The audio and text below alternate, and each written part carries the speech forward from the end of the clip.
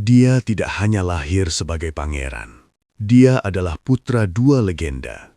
Sang ibu, Hurrem, seorang budak yang menjadi sultan, kekuatan yang mengubah hukum. Sang ayah, Sulaiman Kanuni, penguasa abad, yang bayangan kekuasaannya menyelimuti separuh dunia. Namanya adalah Jihangir, sang penakluk dunia. Sebuah nama yang menjadi warisan berat. Nubuat yang diolok-olok oleh takdir dengan ironi kejam. Dunianya sejak awal bukanlah istana, melainkan labirin. Labirin di mana emas kencana menyembunyikan perangkap baja, dan bisikan di belakang punggung lebih tajam daripada pedang. Tahun 1531, istana bergembira menyambut kelahiran seorang syehzade. Namun di balik kegembiraan itu, ada retakan. Sang bayi tidak sepenuhnya sama dengan yang lain. Ia lahir dengan kekurangan bawaan, punuk di punggung, dan menurut beberapa catatan, kelengkungan tulang belakang. Di sebuah kekaisaran di mana kesempurnaan fisik sultan adalah lambang rahmat dan kekuatan ilahi, ini bukan sekedar cacat. Ini adalah kerentanan politik, sebuah cap yang menghapuskan mimpi utama setiap pangeran Ottoman, perebutan tahta. Namun justru inilah yang membuatnya unik. Ketidakmampuan menjadi pesaing langsung menjadikannya yang paling tersayang. Bagi Hurrem, ia adalah harta rapuh yang perlu dilindungi. Bagi Sulaiman, ia adalah teman intelektual. Seorang putra yang terbebas dari beban ambisi, sehingga menjadi objek kasih sayang ayah yang murni. Jihangir tumbuh dalam cahaya kasih itu, yang paling berbahaya di harem. Ia dikaruniai pengetahuan, puisi, kaligrafi, ilmu pengetahuan. Ia menjadi pecinta arsi yang mendalam. Pikirannya diasah oleh pikiran-pikiran terbaik kekaisaran. Ia adalah anak emas, bertalenta, sensitif, dan penuh perhatian. Ia hidup dalam sangkar emas, tenunan sutra kasih orang tua, dan beludru pengawasan abadi. Di luar sangkarnya, badai sebenarnya sedang mengamuk. Hukum Fatih, mekanisme kejam suksesi kekaisaran, menggantung di atas kepala kakak-kakaknya, Mustafa, Selim, dan Bayezid, seperti bilah pedang tajam. Jihangir hanya bisa menyaksikan dan mengagumi, terutama kakak tirinya, Mustafa, kesatria sempurna, kesayangan pasukan dan rakyat, perwujudan hidup dari segala hal yang secara fisik tak bisa dicapai Jihangir. Mustafa baginya adalah gambaran dunia lain yang mustahil. Dunia kekuatan, ruang terbuka, dan kehormatan kesatria. Ikatan inilah yang menjadi benang nasibnya yang kelam. Ceritanya bukanlah cerita seorang prajurit atau penguasa. Ini adalah cerita seorang saksi, seorang yang naif, rapuh, dikaruniai pikiran tajam untuk memahami aturan permainan yang tak bisa ia ikuti. Jiwanya adalah cermin bengkok yang memantulkan semua ketakutan, intrik, dan kekejaman zaman yang tak terhindarkan. Tragedi pribadinya adalah tragedi kemanusiaan yang terkunci dalam sistem yang tak manusiawi. Tragedi seorang putra yang ditakdirkan untuk mencintai sosok yang harus dihancurkan oleh mesin kekuasaan keluarganya sendiri. Hanya 22 tahun. Dari kelahiran hingga akhir yang sunyi namun mengguncang. Takdirnya bukanlah sekadar catatan dalam kronik, melainkan sebuah drama utuh. Drama tentang bagaimana makhluk paling bertalenta dan rapuh itu hancur, ketika cinta, pengkhianatan, dan kepentingan dingin negara bertabrakan dalam satu simpul berdarah. Kisahnya tidak dimulai dengan perang, melainkan dengan tangisan sunyi di buayan yang diayunkan oleh tangan wanita paling berkuasa di kekaisaran. Dan berakhir di tempat semua jalan berakhir bagi pangeran yang dianggap tak lagi berguna, dalam kesunyian. Perjalanan kita menyusuri intrik istana baru saja bermulai, dan agar tidak ketinggalan kisah-kisah serupa lainnya, tekan tombol ajaib berlangganan dan lonceng di sebelahnya. Ini membantu channel untuk berkembang dan membantu kami menemukan cerita-cerita terbaik serta membuat video yang lebih baik untuk Anda. Topkapi bukan sekedar istana, melainkan organisme raksasa yang bernapas, di mana setiap bisikan di koridor berukir memiliki harga, dan setiap halayan napas bisa menjadi aksi politik. Di sini, di jantung Kekaisaran Ottoman, di puncak kejayaannya, lahir Syehzade Cihangir. Kehadirannya seharusnya menjadi akor final yang sempurna dalam simfoni kekuasaan Sulaiman dan Hurrem. 4 putra, 1 putri, keluarga emas sultan yang berkuasa telah lengkap. Nama untuk anak itu dipilih dengan megah, Sang Penakluk Dunia. Bukan sebuah harapan, melainkan pernyataan. Ayahnya, Sulaiman yang Agung, pada saat yang sama tengah terus menaklukkan dunia, bersiap untuk penaklukan baru. Di masjid-masjid, doa dipanjatkan untuk Sang Penakluk yang baru. Bendahara menghujani emas kepada kerumunan di gerbang. Udara terasa pekat oleh dupa dan sukacita universal. Dan begitulah, perayaan universal itu pecah berkeping-keping di hadapan kengerian sunyi dan privat dua insan, sang sultan dan istrinya. Tangisan pertama bayi itu, pemeriksaan pertamanya, lalu kesunyian yang menyayat hati mengelilingi mereka. Sukacita itu hanya bertahan hingga saat lampinnya dibuka. Cihangir datang ke dunia dengan sebuah tanda yang tak bisa disembunyikan oleh jubah emas maupun gelar-gelar gemilang. Punuk yang jelas terlihat, tulang bangkung yang bengkok, asimetri di seluruh tubuhnya. Kronik Utsmani, dengan ketepatan lakoniknya, hanya mencatat fakta, cacat sejak lahir. Para dokter modern, melihat ke belakang, menduga diagnosis yang mungkin, displasia spinal. Bukan sekedar cacat kosmetik, melainkan suatu kondisi yang mengutuknya pada rasa sakit kronis, borok di kulit punggung yang tak kunjung sembuh, kepincangan, dan kelemahan fisik. Di sebuah kekaisaran yang mengidealkan penguasa sebagai seorang kesatria atlet di atas kuda, bayi ini sejak tarikan napas pertamanya telah tersingkir dari skenario utama. Dia adalah seorang syehzade, tetapi bukan seorang prajurit. Seorang pangeran, tetapi bukan seorang penuntut. Sang penakluk dunia yang hampir tak mampu menyeimbangkan tubuhnya sendiri. Dan disinilah kisah sesungguhnya dimulai. Bukan kisah seremonial, melainkan kisah istana. Bukan kisah kemenangan kekaisaran, melainkan kisah cinta orang tua yang sunyi dan penuh keputusasaan, tumbuh dalam kondisi yang paling tidak alamiah baginya.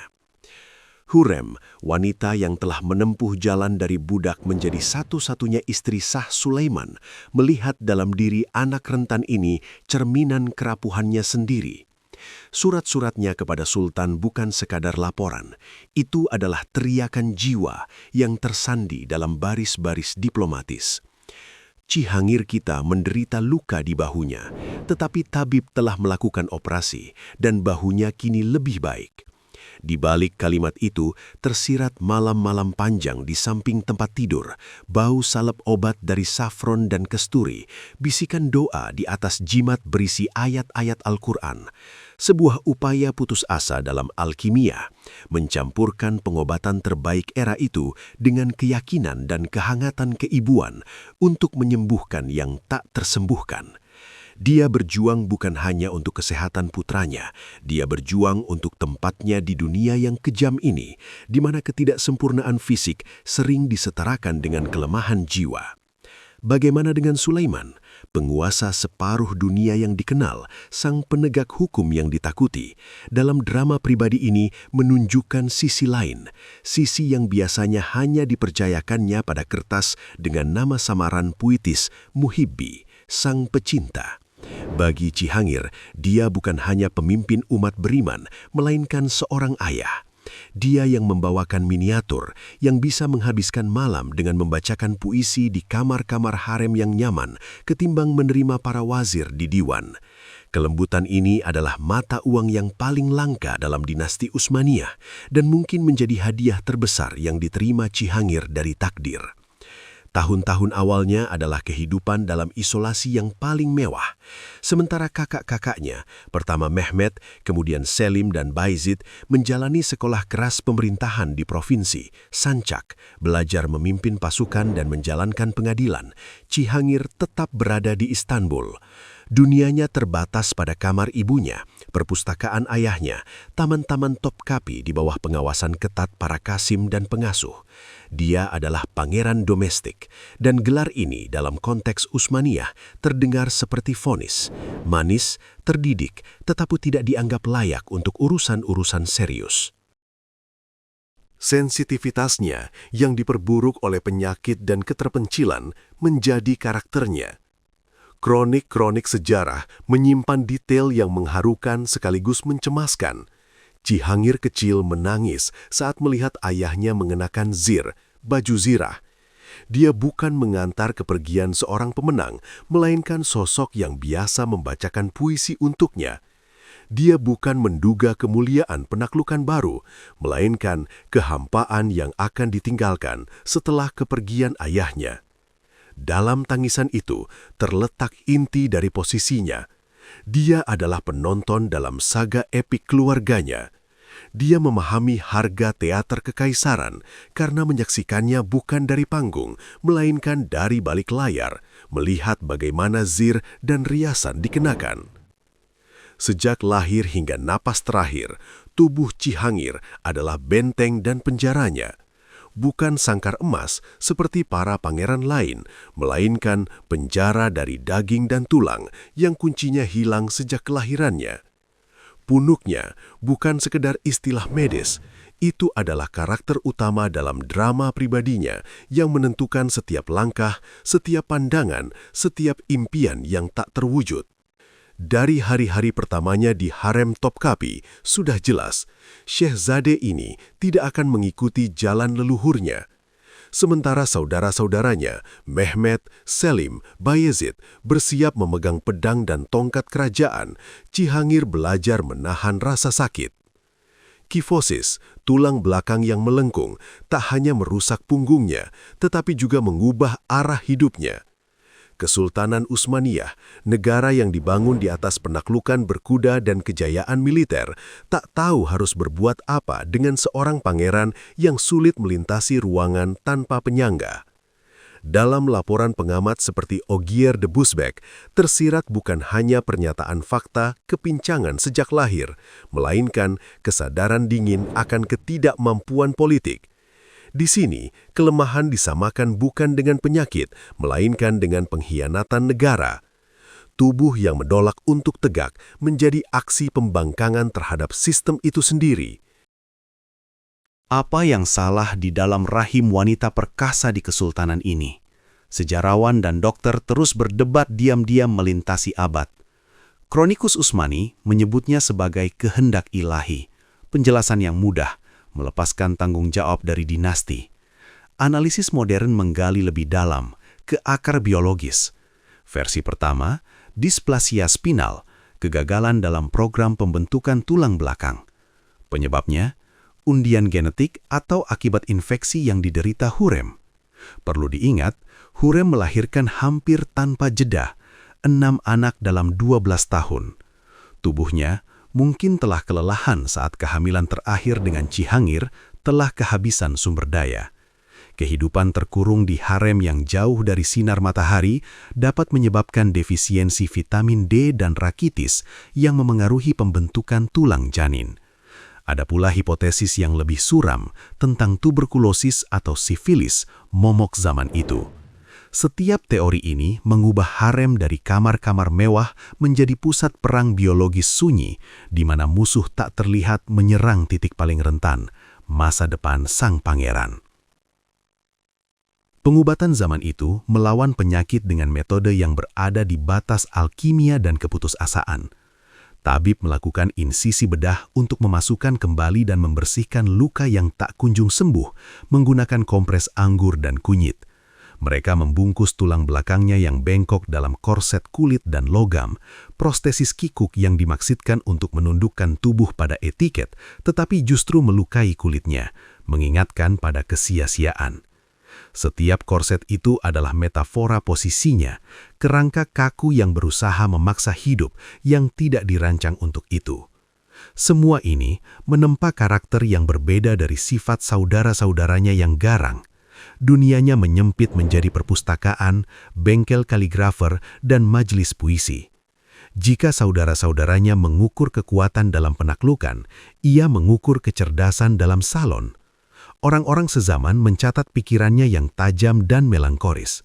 Namun, kompensasi melalui kecerdasan, ini seringkali hanya mitos manis yang kita ciptakan untuk penghiburan. Kenyataannya lebih pahit. Setiap pandangan yang dicuri pada sosoknya, setiap bisikan di belakang tentang kutukan atau racun dalam rahim, semua itu menggerogotinya dari dalam. Ia ditakdirkan menjadi cerdas karena tubuhnya tidak mengizinkannya menjadi kuat. Kecerdasannya bukan anugerah, melainkan benteng yang terpaksa dibangun untuk perlindungan. Tragedinya bukan hanya sekedar potret unik dunia medis dan relasi sosial Utsmaniyah.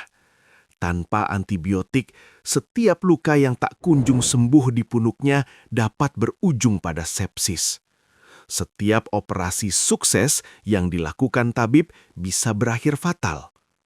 Menariknya, Cihangir sebagai seorang penyandang disabilitas justru menjadi pelindung tak resmi bagi mereka yang serupa dengannya.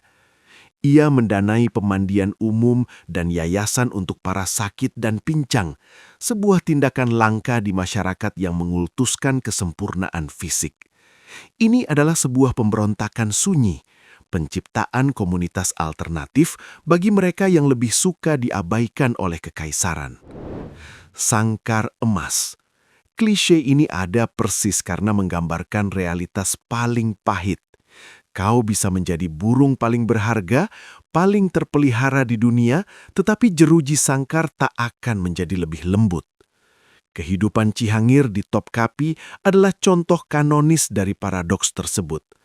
Dunianya dihampari karpet Persia, paginya dimulai dengan doa di kamar pribadi di bawah suara lembut muazin, dan makan siangnya terdiri dari hidangan-hidangan lezat yang diperiksa sendiri oleh tabib istana. Apakah makanan itu akan memicu rasa sakit di tulang belakangnya yang bengkok? Baklava yang diadaptasi untuk lambung sang pangeran yang lemah bukan sekedar makanan penutup. Itu adalah simbol. Simbol kehidupan di mana bahkan kesenangan harus dilumpuhkan agar tidak melukai. Harinya terjadwal menit demi menit, seperti layaknya seorang syehzade, namun dengan satu koreksi mendasar. Sementara Selim dan Bayezid berlatih tebasan pedang di lapangan dan belajar mengendalikan kuda, Cihangir menguasai seni untuk duduk. Duduk dengan benar, dengan martabat, menyembunyikan di balik lapisan bantal divan dan selimut sutra bersulam tubuhnya yang menolak menaatinya. Ia menghadiri sidang divan bukan sebagai peserta, melainkan sebagai ikon hidup loyalitas keluarga yang dipajak Hurrem Sultan di tempat paling terlihat. Anggukkan kepala nak, tatap dengan cerdas. Tunjukkan kepada ayahmu bahwa akalmu tetap bekerja meski tubuhmu mengecewakan. Keseharian seorang syahzade adalah teater, di mana setiap benda adalah properti. Tongkat perak yang ia sandangi bukan sekedar penopang. Itu adalah tongkat kerajaan dari kerajaan pribadinya yang telah dipersempit. Tandu yang digotong oleh 4 pelayan bukan kemewahan, melainkan satu-satunya alat transportasi, sangkar yang bergerak. Para pengiringnya, Kasim Setia Husref A, Pasha pribadi Gul A, para Kasim yang membacakan kronik kepadanya, bukanlah sekedar pelayan.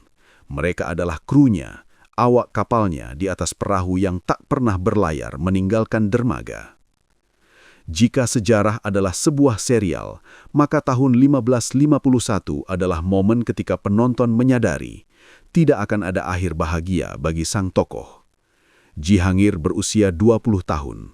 Di dunia di mana seorang pria dianggap layak jika mampu menunggang kuda dan mengangkat yatadan, dia adalah kontradiksi yang hidup. Tubuhnya yang cacat karena bungkuk dan skoliosis bukan sekedar sakit. Tubuhnya mengkhianatinya setiap hari. Nyeri kronis di tulang belakang bukanlah latar belakang, melainkan suara utama dari keberadaannya. Luka di punggung yang tak kunjung sembuh, kemungkinan ulkus tropik akibat tekanan terus-menerus dan sirkulasi darah yang buruk, mengeluarkan bau yang bahkan ambergris pun tak mampu menutupinya. Serangan-serangan yang menyerupai epilepsi, bagaikan kilat di langit jernih kesadarannya. Para tabib berbisik tentang santet atau mata jahat, tapi kita sekarang dapat menduga tuberkulosis tulang belakang, penyakit POT yang perlahan-lahan melahap vertebra, atau bentuk displasia spinal yang sangat parah. Diagnosis dari masa depan di dunia yang masih mengobati dengan pengeluaran darah. Alam semestanya menyempit menjadi kamar-kamar di Topkapi. Dia bukan seorang prajurit, bukan pula pemburu. Dia adalah pengamat. Duta-duta Eropa melaporkan Syehzade itu pucat dan kurus kering, menghabiskan hari-harinya dengan buku-buku dan menggubah syair. Disinilah kekuatan dan sekaligus kutukannya. Dia melihat dan memahami lebih banyak daripada banyak pejabat istana yang sehat. Pikirannya adalah pedang tajam, namun terbungkus sutra melankoli. Satu-satunya pantai yang kokoh di lautan rasa sakit ini adalah Hurrem. Dia memanggilnya angsaku, makhluk yang terlalu rapuh dan indah untuk dunia yang kejam ini. Surat-suratnya, penuh kecemasan seorang ibu, adalah oksigen baginya. Lalu datanglah Guntur. Tahun 1553, Oktober, eksekusi Mustafa. Di sini kita perlu berhenti sejenak. Mustafa bukan sekadar saudara tiri, anak dari Mahidevran yang dibencinya. Bagi Jihangir yang karena kondisinya tidak memiliki ancaman politik nyata apapun, Mustafa mungkin adalah sosok dengan tingkat berbeda. Kakak, kuat, sesuai dengan ideal seorang prajurit, segala hal yang tidak bisa diwujudkan oleh Jihangir. Mungkin di sini tidak hanya ada ikatan persaudaraan, tetapi juga semacam kekaguman yang menyakitkan, bercampur kerinduan akan takdir dirinya yang lain. Dan lelaki ini, perwujudan kekuatan Utsmaniyah, dicekik dengan tali sutra di tenda ayahnya, Sultan Sulaiman, akibat fitnah dari Rustem Pasha, suami saudarinya, Mihrimah. Jihangir tidak sekadar menangis, kronik-kronik melukiskan gambaran kegagalan eksistensial yang mendalam. Dia meratap, meramalkan, sekarang tiba giliranku. Dia memahami mekanisme mesin kekuasaan lebih baik daripada banyak orang. Jika Mustafa yang agung telah jatuh, maka apa yang dapat melindunginya, yang rapuh dan sakit, terutama karena dia memiliki hubungan yang baik dengannya? Air matanya bukan hanya duka, tetapi kenyataan yang mengerikan. Setelah itu, kemerosotannya menjadi sangat cepat. Penyakit yang tertidur selama bertahun-tahun memasuki tahap akhir yang agresif. Demam, kelumpuhan pada anggota gerak, halusinasi. Gejala-gejala itu bukan lagi sekedar penyakit kronis, melainkan krisis akut.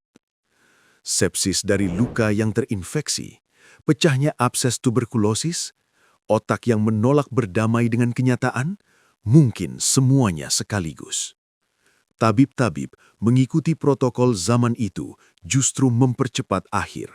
Pengeluaran darah melemahkan tubuh yang sudah kelelahan, sementara laudanum opium menyelimutinya dalam penglihatan buruk. Sulaiman diliputi penyesalan di akhir hayat dan ketakutan seorang ayah berusaha bertindak. Pada tahun 1552, bahkan sebelum eksekusi Mustafa, ia membawa putranya dalam suatu perjalanan ke Edirne, dengan harapan udara segar dan perubahan suasana akan menyembuhkan. Itu adalah bencana. Jalanan pada masa itu, guncangan dalam tandu atau gerobak, merupakan siksaan bagi tulang belakang yang sehat. Bagi Jihangir, dengan luka-luka dan deformitasnya, itu adalah neraka.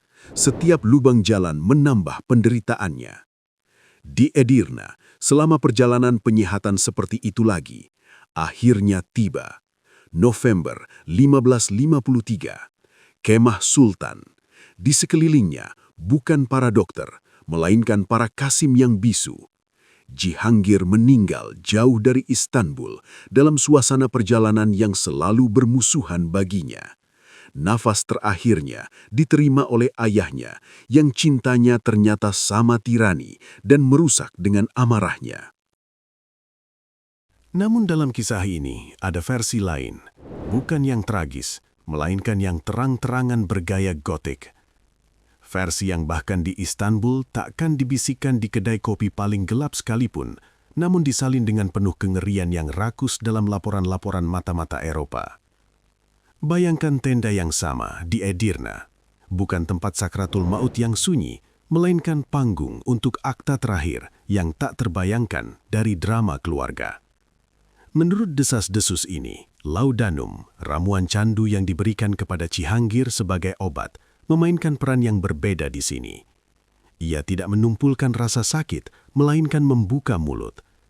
Di bawah pengaruh racun, dalam lautan penderitaan batin yang tak terpikirkan setelah eksekusi Mustafa, pangeran muda itu mungkin menemukan dalam dirinya sesuatu yang tak pernah ada sebelumnya, keberanian yang menggebu-gebu dan putus asa.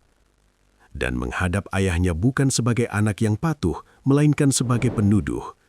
Kata-kata yang terpendam bertahun-tahun, tentang ketidakadilan, tentang pembunuhan saudara, tentang pengkhianatan, meledak keluar. Ia tidak hanya menangis, ia menelanjangi. Dan di hadapannya, Sulaiman, bukan sultan yang megah dengan meterai kekaisaran, melainkan lelaki letih yang telah menua, yang baru saja memerintahkan pembunuhan anak sulungnya. Kejiwaannya menggantung di ujung tanduk. Penyesalan, kemarahan, kesedihan, dan kekuasaan mutlak yang menghanyutkan yang tidak tahan celah bahkan dari anak kesayangan bercampur menjadi satu koktail yang mudah meledak. Dan dalam kesunyian tenda yang penuh ketegangan ini, di bawah laungan angin di luarnya, terjadi sesuatu yang tak dapat diperbaiki. Kilatan amarah, pukulan sesaat, reflektif. Pisau belati, pisau lipat, tidak penting. Yang penting hasilnya. Luka fatal yang diakibatkan bukan atas perintah, melainkan dalam kebingungan perasaan. Versi ini bukan dari kronik Utsmani. Mereka menjaga keheningan kuburan. Versi ini datang dari laporan Duta Besar Niccolo Michiel dan agen-agen Habsburg. Bagi mereka, detil seperti itu, seorang sultan pembunuh anak bukanlah kengerian, melainkan informasi politik tak ternilai yang mengungkap sang tiran itu. Tentara Janissary tentu saja diberi legenda indah tentang serangan jantung. Kebenaran tentang pembunuhan spontan di tenda bisa meledakkan pasukan, yang bagi mereka dinasti adalah suci. Namun di kantor-kantor yang sunyi di Wina dan Venesia, kebenaran ini dicatat dengan cermat, dibubuhi cap, dapat dipercaya. Maka siapakah sebenarnya Cihanggir pada detik terakhirnya? Korban penyakit, sejarah, atau racun? Atau korban yang paling mengerikan? Saksi tak sengaja yang berani menyampaikan kebenaran kepada sang penguasa dan membayarnya bukan berdasarkan hukum dinasti, melainkan atas kesewenangan keputusasaan manusia. Inilah versi yang tidak dikonfirmasi oleh sejarah, tetapi juga tidak sepenuhnya dibantah, menyisahkan aftertaste dingin dan metalik yang menggantung di udara. Kemudian, sebuah pertunjukan spektakuler dan sinis dari berkabungnya kekaisaran. Jenazahnya dibalsem dengan kesturi dan kapur barus, diantar kembali ke ibu kota. 1000 Janissary dalam pakaian berkabung, tembakan salut meriam dari banyak senjata. Penghormatan yang tidak ia dapatkan semasa hidupnya. Sulaiman akan menulis sebuah elegi yang menyayat hati, meratapi harta karunnya, dan melarang pesta selama setahun penuh. Kekaisaran harus melihat sang padishah berduka sebagai seorang anak. Kematiannya bukan sekadar episode menyedihkan dalam kronik dinasti. Itu adalah titik tidak bisa kembali. Sulaiman setelahnya benar-benar menjadi yang megah hanya dalam gelar, namun di dalam seorang tua yang hancur secara moral, menguburkan 2 putranya karena kesalahannya sendiri. Tahta akan diwariskan kepada Selim, tetapi kekaisaran yang akan ia terima sudah membawa retakan yang dibentuk oleh air mata Cihanggir dan darah Mustafa. Tragedi seorang manusia rapuh ternyata menjadi gejala awal dari kemerosotan panjang. Cihanggir sejarah bukan sekadar putra pincang dari orang tua yang agung. Ia adalah pengingat hidup tentang bagaimana sebuah dinasti tanpa ampun membuang produk cacat. Punuk dan kepincangannya kemungkinan besar akibat skoliosis bawaan, bukan sekadar cacat fisik. Serial Abad Kejayaan mengambil tragedi internal yang rumit ini dan menempatkannya di atas landasan Turki terbesar di dunia. Langsung kami katakan, dalam penggambaran penderitaan fisik, serial ini jujur. Tata rias, prostetik, konvulsi kejang, Jihangir tidak sekadar agak sakit. Ia benar-benar menderita di layar, dan itu menyakitkan untuk ditonton. Namun konteks rasa sakit ini ditulis ulang secara radikal oleh pembuatnya mengikuti hukum besi sinetron. Jika ada penderitaan, harus ada cinta terlarang. Klimaksnya adalah kematian legendaris itu karena kesedihan setelah eksekusi Mustafa. Dalam serial ini bukanlah keperangan yang sunyi di tenda perjalanan. Ini adalah aksi teatris. Ini adalah monolog yang menyayat hati, air mata, pelukan sang ayah dan pecahnya hati yang final. Secara harfiah, pembuat serial dengan ahli mempertemukan semua benang. Cinta kepada sang kakak, konflik dengan ayah, kerinduan pada ibu, cinta yang tak terbalas. Ini adalah kompresi melodramatis yang virtuostik. Perbedaan kunci tidak terletak pada fakta, tetapi pada fokus. Realitas, Jihangir adalah seorang pemikir yang berusaha memahami dunianya melalui puisi dan pengetahuan. Tragedinya adalah tragedi pikiran, terkurung dalam tubuh yang lemah dan keadaan yang kejam. Serial, Jihangir adalah jiwa yang sensitif, yang tragedinya diukur dari volume air mata yang tumpah, miliknya dan penonton. Atribut utamanya bukan buku di tangan, melainkan rasa sakit di hati. Sang intelektual berubah menjadi pahlawan anti-romantis. Bahkan hubungan dengan Hurrem pun disajikan secara berbeda.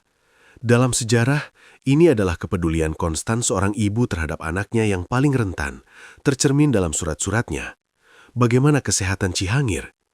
Dalam serial, ini adalah hiperprotektif, bagian dari rencana besar Hurrem melawan semua, di mana kelemahan sang anak menjadi lukanya dan senjatanya sekaligus. Kedua Jihangir, yang nyata dan yang di serial, meninggal muda. Namun yang pertama pergi seperti padamnya pelita di perpustakaan, dengan sunyi, meninggalkan beberapa baris tulisan dan bangunan masjid.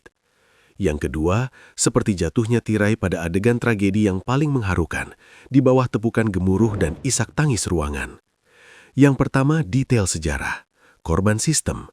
Yang kedua, simbol, ikon penderitaan, diciptakan karena kita, penonton abad ke-21, masih membutuhkan setiap rasa sakit untuk memiliki wajah yang indah dan dapat dijelaskan.